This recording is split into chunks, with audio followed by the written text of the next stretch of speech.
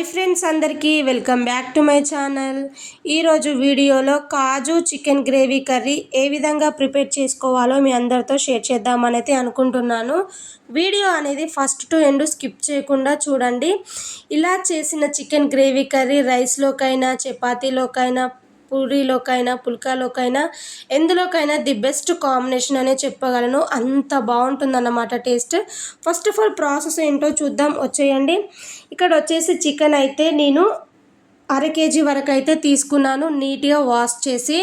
ఇప్పుడు ఇందులోకి 1/2 స్పూన్ వరకు పసుపు, టేస్ట్కి తగ్గట్టు సాల్ట్, 2 స్పూన్స్ వరకు అల్లం వెల్లుల్లి పేస్ట్, అలాగే 2 స్పూన్స్ వరకు కారాన్ని అయితే యాడ్ చేస్తున్నాను. మీరు తినే కారాన్ని బట్టి అయితే యాడ్ చేయండి.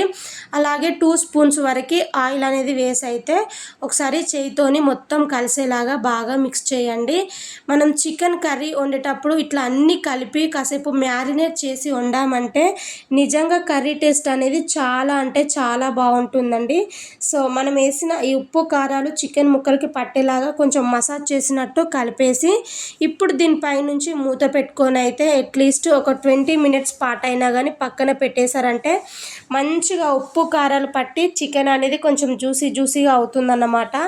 ఈలోపు మిక్సీ జార్ తీసుకొని అందులోకి అయితే 1 ఇంచు వరకు చెక్క, 2 ఇలాచి, 3 లవంగాలు, 1/2 స్పూన్ వరకు మిరియాలు, 1/2 స్పూన్ జీలకర్ర, 1 టేబుల్ స్పూన్ వరకు ధనియాలు, అలాగే 10 గల జీడిపప్పు పలుకులు, అలాగే 1 స్పూన్ వరకు కారం వేసి కొంచెం వాటర్ వేసి అయితే మంచిగా మెత్తగా గ్రైండ్ చేసి అయితే తీసుకోవాలి. ఈ మసాలా పేస్ట్ వేసి చికెన్ గ్రేవీ చేయడం వల్ల ఏంటంటే కర్రీ టేస్ట్ చాలా బాగుంటుంది. ఇప్పుడు స్టవ్ పైన కడాయిని పెట్టుకొని అయితే 4-5 టేబుల్ స్పూన్స్ వరకు ఆయిల్ వేసి ఆయిల్ మంచిగా వేడైన తర్వాతకి 1/2 టేబుల్ స్పూన్ వరకు షాజీరా వేసుకొని బాగా ఫ్రై చేసుకోవాలి.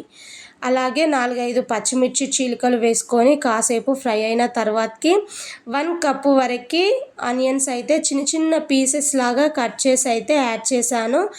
ఆనియన్స్కి ఆయిల్ పట్టేలాగా మిక్స్ చేసి అయితే ఆనియన్స్ తొందరగా మగ్గాలి అంటే ఈ విధంగా సాల్ట్ అనేది అడ్జస్ట్ చేయాలి.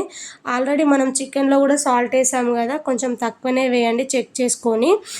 ఆనియన్స్ అనేవి కూడా బాగా ఫ్రై కావాల్సిన అవసరం లేదండి, జస్ట్ ఆనియన్స్ మగ్గితే సరిపోతుంది. ఇక్కడ నాకైతే చక్కగా ఆనియన్స్ మగ్గాయి. ఇప్పుడు మనం ఇంతకుముందు మ్యారినేట్ చేసి పెట్టుకున్న చికెన్ అయితే ఇందులోకి యాడ్ చేస్తున్నాను. సో చికెన్ ముక్కలకి ఆయిల్ పట్టేలాగా అడుగెల్లా గరిటెతోని బాగా ఈ విధంగా మిక్స్ చేసి అయితే ఫ్లేమ్ అనేది ఇప్పుడు మిడిల్ ఫ్లేమ్లోనే పెట్టుకొని దీనిపై నుంచి మూతను పెట్టుకొని అయితే 10 నిమిషాల పాటు అయితే ఉడికించుకోవాలి. ఒక్కొక్కసారి మనం ఎంత మందపాటి కడాయి తీసుకున్న అడుగు అనేది మాడిపోతూ ఉంటుంది కాబట్టి మధ్యలో ఒకసారి మూత తీస్తూ గరిటెతోని ఈ విధంగా మిక్స్ చేసుకొని అయితే మూత పెడుతూ ఉడికించండి. 10 నిమిషాల తర్వాతకి అయితే చూడండి, నాకు ఇక్కడ చికెన్లో ఉన్న వాటర్ మొత్తం పోయి ఇట్లా ఆయిల్ సపరేట్ అవ్వడం స్టార్ట్ అయిందన్నమాట.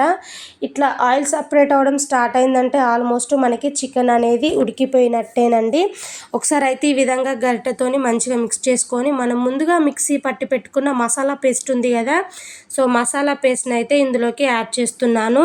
ప్లస్ మనం మసాలా పేస్ట్ కూడా అన్ని పచ్చియే వేసి మిక్సీ పట్టాము కాబట్టి కాసేపు ఈ చికెన్లో ఈ మసాలా పేస్ట్ అంతా ఫ్రై కావాలండి. ఫ్రై అయితేనే టేస్ట్ చాలా బాగుంటుంది. సో మసాలా పేస్ట్ వేసిన తర్వాతకి కూడా మంచిగా ఇట్లా మిక్స్ చేస్తూ 2-3 నిమిషాల పాటు అయినా కానీ చికెన్తో పాటు మసాలాని కూడా బాగా ఫ్రై చేయండి. ఇలా ఫ్రై చేస్తేనే ఆ పచ్చితనం పోయి ఆ మసాలా పేస్ట్ అంతా ఫ్రై అయ్యి గ్రేవీ కూడా మంచి టేస్టీగా ఉంటుందండి. మరి ఎక్కువ సేపు ఫ్రై చేయాల్సిన అవసరం లేదు, 2 లేదా 3 నిమిషాలు అయితే మనకి కరెక్ట్గా సరిపోతుందండి.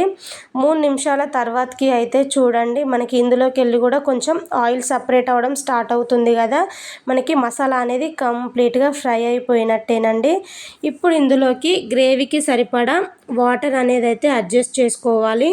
మనం ముందుగా మిక్సీ పట్టి పెట్టుకున్న గిన్నె ఉంది కదా, సో ఆ మిక్సీ గిన్నెలోనే కొన్ని వాటర్ అనేది యాడ్ చేసి అయితే ఆ వాటరే ఇందులోకి అయితే వేస్తున్నాను అన్నమాట. అందులో కొంచెం మసాలా పేస్ట్ ఉంటుంది కదా, ఎందుకు వేస్ట్ చేయడం అని చెప్పేసి అయితే మిక్సీలో ఉన్న వాటర్నే ఇందులోకి అయితే యాడ్ చేస్తున్నాను. సో నేనైతే 1 గ్లాస్ వరకు అయితే వాటర్ అనేది అయితే వేసాను. మీరు తినే గ్రేవీని బట్టి వాటర్ అనేది అయితే అడ్జస్ట్ చేసుకోండి. కొంతమందికి ఏంటంటే కొంచెం పల్చగా ఉంటే ఇష్టం, కొంతమందికి థిక్గా ఉంటే ఇష్టం కదా. సో గ్రేవీకి అయితే మీకు సరిపడా యాడ్ చేసుకోండి. ఇప్పుడు ఇందులోకి 10 గల జీడిపప్పు పలుకుల్ని, అలాగే కొంచెం అంతా క్రష్ చేసిన కసూరి మేతి, అలాగే 1/2 టీ స్పూన్ వరకు గరం మసాలాను అయితే యాడ్ చేసుకొని ఒకసారి మొత్తం కలిసేలాగా మిక్స్ చేసుకోండి. నిజంగా చెప్తున్నానండి, కసూరి మేతి వేయడం వలన ఫ్లేవర్ అనేది అయితే చాలా బాగుంటుంది. సో దీనిపై నుంచి మూత పెట్టుకొని 3-4 నిమిషాల పాటు ఉడికించారంటే మనకి గ్రేవీ అనేది థిక్గా అవుతుంది, ప్లస్ ఆయిల్ అనేది ఇట్లా వదులుతూ ఉందన్నమాట. సో ఇట్లా అయిందంటే మనకి ఆల్మోస్ట్ ఉడికిపోయినట్టే. సో మీ గ్రేవీ కన్సిస్టెన్సీ కరెక్ట్గా ఉందా లేదా అని చెక్ చేసుకోండి. ఏమైనా సాల్ట్ తక్కువైనా ఇప్పుడు అడ్జస్ట్ చేసుకున్నా సరిపోతుంది. నాకైతే కరెక్ట్గా సరిపోయిందండి. లాస్ట్లో కొంచెం అంత కొత్తిమీర ఆకును వేసుకొని ఇంకొక 2 నిమిషాల పాటు ఉడికించి స్టవ్ ఆఫ్ చేసుకున్నారంటే మన వేడి వేడి కాజు చికెన్ గ్రేవీ కర్రీ అయితే కంప్లీట్ అయిపోయింది. ఇలా ఇప్పటి వరకు ఎవరైనా ట్రై చేయకపోతే అయితే డెఫినెట్గా ట్రై చేసి అయితే మీ ఇంట్లో వాళ్ళకి పెట్టండి. ఖచ్చితంగా ఈ రెసిపీకి ఫిదా అవుతారు, అంత బాగుంటుందన్నమాట. ఇంటికి ఎవరైనా గెస్ట్స్ వచ్చినా, వీకెండ్స్లో ఏమైనా స్పెషల్గా తినాలి అన్నప్పుడు ఇలా చికెన్తోని ఇట్లా గ్రేవీ చేసి అయితే పెట్టండి, చాలా బాగుంటుందండి. సో డెఫినెట్గా ట్రై చేస్తారు కదా, కామెంట్ చేయండి. మన ఛానల్ ఫస్ట్ టైం చూస్తే సబ్స్క్రైబ్ చేయండి. Thank you.